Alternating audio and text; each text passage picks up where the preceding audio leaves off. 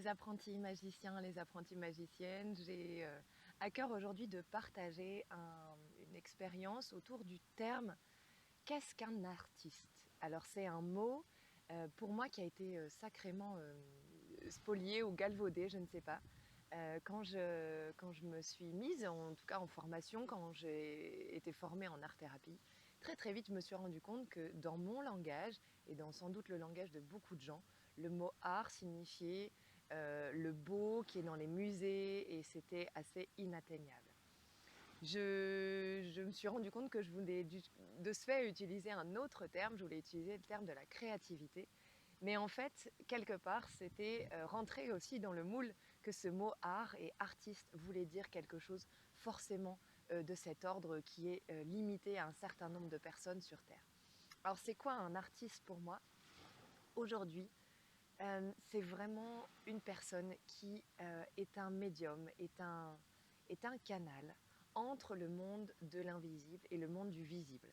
Que ce soit artiste par la musique, que ce soit artiste par la peinture, le dessin, par la danse, par le chant, pour moi, tous ces, finalement, tous ces canaux d'expression, quand on peut se laisser aller au lâcher-prise, c'est-à-dire quand on est hors la chorégraphie, hein, il ne s'agit pas ici de parler ni d'un atelier d'art où on apprendrait à faire telle et telle méthode, mais je parle bien de cet endroit, et peut-être que vous, en tant qu'artiste, vous reconnaissez, cet endroit où vous ne réfléchissez pas à ce que vous faites, vous ne réfléchissez pas, pardon, à ce que vous faites, et simplement vous laissez couler le flow, c'est-à-dire vous laissez simplement l'idée passer à travers vous. Et quand vous êtes dans cet instant en train de peindre, en train de danser, en train de chanter, eh bien le temps s'arrête. Je pense que c'est ça être un artiste et je pense qu'on a tous cette part en nous d'artistes, plus ou moins développée et plus ou moins à développer.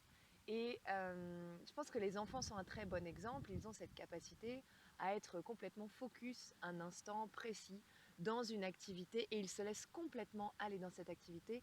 Et peu importe qu'à la fin cela donne du beau ou du moins beau ou ce soit exposable dans un musée, le sujet n'est pas là et c'est pas du tout ce qui les importe.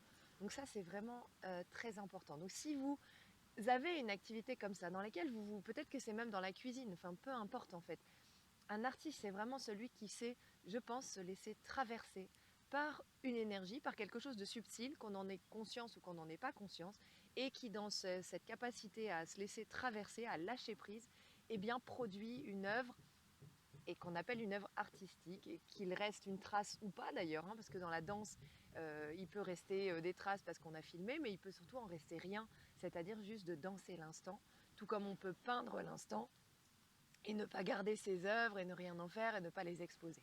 Voilà, pour moi, l'artiste n'est pas celui uniquement qui s'expose, euh, mais celui qui ose, hein, dans expose, mais qui ose exprimer. Donc dans ce expose, j'aurai le mot, moi, qui vient de oser exprimer. Alors comme vous pouvez peut-être le voir, la pluie est en train de tomber.